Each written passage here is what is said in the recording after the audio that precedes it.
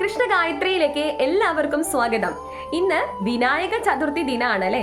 ഭഗവാന്റെ പിറന്നാൾ ദിനത്തെയാണ് നമ്മൾ വിനായക ചതുർത്ഥി എന്ന് പറയുന്നത്. ഈ ദിവസം നമ്മള് ചന്ദ്രനെ നോക്കാൻ പാടില്ല എന്ന ഒരു വിശ്വാസമുണ്ട്. ആ വിശ്വാസത്തിന്റെ പിന്നില് ഒരു കഥയുണ്ട്. ആ കഥ ഇങ്ങനെയാണ്. ഭഗവാൻ വിനായകൻ അദ്ദേഹത്തിന്റെ പിറന്നാൾ ദിവസം രാത്രി അനേകം ഭോജനങ്ങളൊക്കെ കഴിച്ച് ഇങ്ങനെ കുമ്പയൊക്കെ നിറച്ച് ഇരിക്കുകയായിരുന്നു. അങ്ങനെ അദ്ദേഹത്തിന് ഒരു മോഹം തോന്നി. അദ്ദേഹത്തിന്റെ ആത്മമിത്രവും വാഹനവുമായ മൂഷികന്റെ മേലെ ഏറി ഒരു സവാരി നടത്തണം എന്ന്. അങ്ങനെ അദ്ദേഹം മൂഷികന്റെ മേലെ ഏറി സവാരി നടത്തിക്കൊണ്ട് ഇരിക്കാനായിട്ട് തുടങ്ങി. അങ്ങനെ അദ്ദേഹം അധികം ഭക്ഷണം കഴിച്ചത് കൊണ്ട് തന്നെ മൂഷികന് ഇദ്ദേഹത്തിന്റെ ഭാരം താങ്ങാനായിട്ട് സാധിക്കുന്നില്ല. മൂഷികനാവട്ടെ വളരെ മെല്ലെയാണ് നീങ്ങിക്കൊണ്ടിരിക്കുന്നത്. അങ്ങനെ വളരെ കഷ്ടപ്പെട്ടാണ് മൂഷികൻ നീങ്ങുന്നത്. അപ്പോൾ ഇത് കണ്ടുകൊണ്ടിരിക്കുകയാണ് ആര്? മുകളിലിരുന്ന് ചന്ദ്രദേവൻ. മൂഷികന്റെ മേലേറി കഷ്ടപ്പെട്ട് നീങ്ങുന്ന വിനായകനെ കണ്ടിട്ട് ചന്ദ്രൻ, അതിസുന്ദരനാണല്ലോ ചന്ദ്രൻ എന്ന് പറയുന്നത്. ചന്ദ്രദേവനെ കാണാൻ എന്ന് പറയുന്നത് അതിമനോഹരാണ്. സൗന്ദര്യത്തിന്റെ പ്രതീകം തന്നെയാണ് ചന്ദ്രദേവൻ. ആ ചെറിയ മൂഷികന്റെ മേലെ വലിയൊരു കുംഭയൊക്കെ വെച്ച് ഗജത്തിന്റെ ശിരസുമായി നീങ്ങിക്കൊണ്ടിരിക്കുന്ന വിനായകനെ കണ്ടുകൊണ്ട് മേലെ ഇരുന്നുകൊണ്ട് ചന്ദ്രദേവൻ കളിയാക്കുകയാണ്. അദ്ദേഹം വളരെ മോശമായിട്ട് തന്നെ കളിയാക്കുന്നുണ്ട്. അതായത് നമുക്ക് കേട്ടാൽ വളരെ നമുക്ക് പുച്ഛം തോന്നുന്ന രീതിയിൽ തന്നെ അദ്ദേഹം കളിയാക്കുന്നുണ്ട് വിനായകനെ. അപ്പോ ഇദ്ദേഹത്തിന്റെ കളിയാക്കലുകൾ സഹിക്കാനാവാതെ വളരെയധികം ക്രോധം കൊണ്ട് വിനായകൻ ചന്ദ്രദേവനെ ശപിക്കുകയാണ്. എന്തായിരുന്നു ആ ശാപം? വിനായകൻ വളരെയധികം ക്രോധത്തോടു കൂടി ചന്ദ്രദേവനെ നോക്കി പറയുകയാണ്, നീ നിന്നെ തന്നെ ഒരു സൗന്ദര്യത്തിന്റെ പ്രതീകമായി കണക്കാക്കുന്നുണ്ട്. മാത്രമല്ല നിന്റെ ധാരണ എന്ന് പറയുന്നത് എല്ലാവർക്കും നിന്നെ ദർശിക്കുന്നതിലൂടെ വളരെയധികം സന്തോഷം ലഭിക്കും എന്നതാണ്.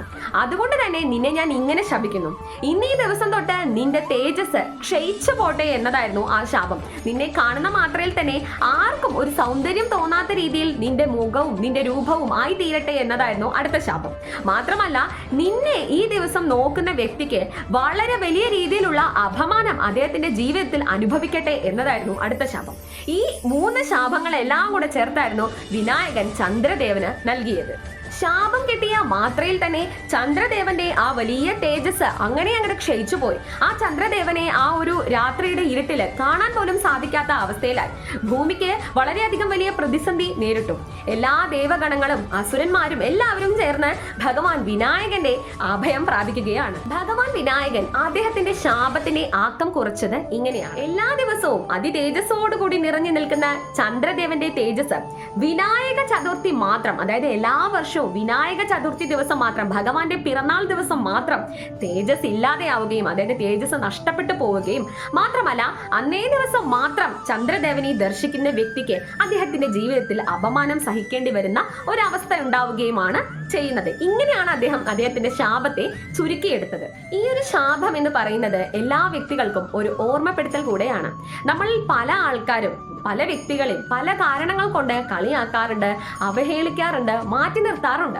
പക്ഷെ ഒരിക്കലും അങ്ങനെ ഒന്നും ചെയ്യാൻ പാടില്ല എന്ന് പറയുന്നതിന്റെ വലിയൊരു ഓർമ്മപ്പെടുത്തലാണ്. കാരണം ഭഗവാന്റെ സൃഷ്ടിയാണ് ഓരോ ചരാചരങ്ങളും. ഓരോ ചരാചരങ്ങളിലും അവരുടേതായ പ്രത്യേകതകളുണ്ട്. അതുകൊണ്ട് തന്നെ ഒരാൾക്കും ഒന്ന് കൂടുതലുണ്ട് ഒന്ന് കുറവുണ്ട് എന്ന് പറഞ്ഞ ആരെയും കളിയാക്കാനോ അവഹേളിക്കാനോ ഉള്ള ഒരു സ്വാതന്ത്ര്യം ഈ ഒരു പ്രപഞ്ചത്തിൽ ഇല്ല എന്ന് നമ്മളെ ഓർമ്മപ്പെടുത്തുന്ന രീതിയിലുള്ള ഒരു കഥയാണ് ഭഗവാൻ വിനായകന്റെയും ചന്ദ്രദേവന്റെയും.